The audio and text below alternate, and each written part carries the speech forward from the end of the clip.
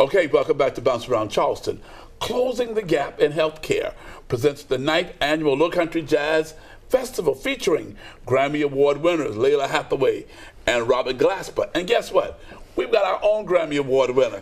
Dr. Thaddeus Bell is here, and he's going to tell us who else will be on this show. Welcome to Bounce Around Charleston. Thank you very much. Okay. Happy to be back again. Yes, sir. Tell us about this jazz festival. Well, this is going to be the 9th annual Lowcountry Jazz Festival, and as you mentioned, we're going to have Robert Glasper, but we're also going to have the woo-woo man. Whoa.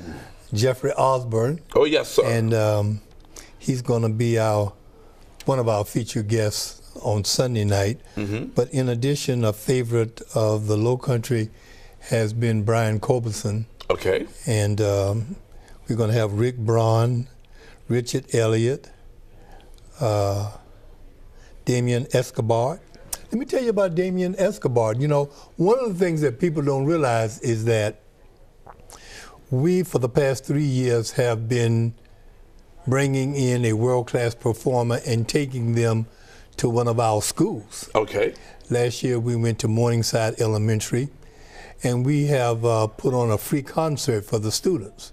Wow. Yeah, and so this year, we are going to have Damien Escobar, who is a world-class young hip-hop violin player. And so he's going to do a concert at North Charleston Creative School of the Arts. That's a good school. And yeah, and that's going to be, of course, that's going to be free to the kids, and they'll get a chance to see a world-class performer, a young person, mm-hmm. and hopefully it will make an impression.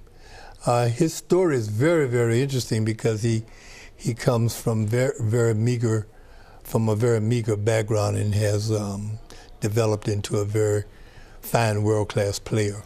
You're saying the 9th annual Lowcountry Jazz Festival. What brought it to this point? Well, the primary purpose of, the Lowcountry Jazz Festival is the financial arm of closing the gap in healthcare. Mm-hmm. We had to come up with a way of financing closing the gap in healthcare, which keeps us on radio and television. A lot of people think that we own radio and television, you know, that they pay me to do that. They don't realize that we have to pay to be on radio and television. We don't pay you? No, you don't pay me.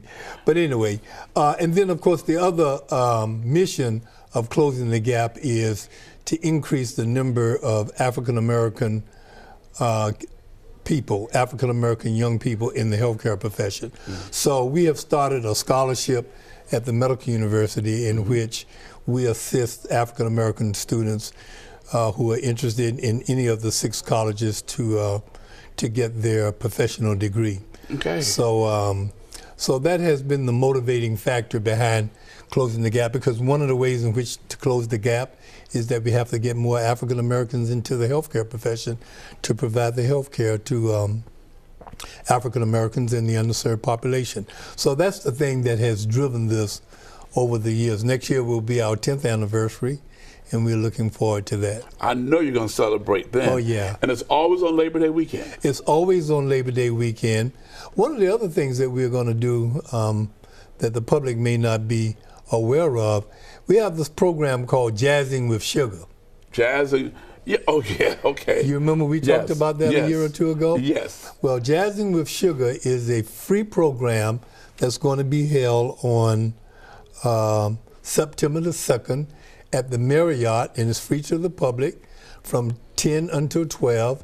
And what I've done is I've asked 2 other family doctors like myself, mm-hmm. and this year we are going to have 2 special guests. One will come in and talk about diet, and the other physician will talk about the importance of foot care. So we are looking forward to having a good crowd on Saturday morning. You know, diabetes is a major problem in our community, mm-hmm. and among African Americans throughout the entire country. That brings us to the point when we say jazzing with sugar. We had a little humor about that because we know that sugar deals with diabetes. Sugar is diabetes, that's exactly right. And that's what African Americans refer to it.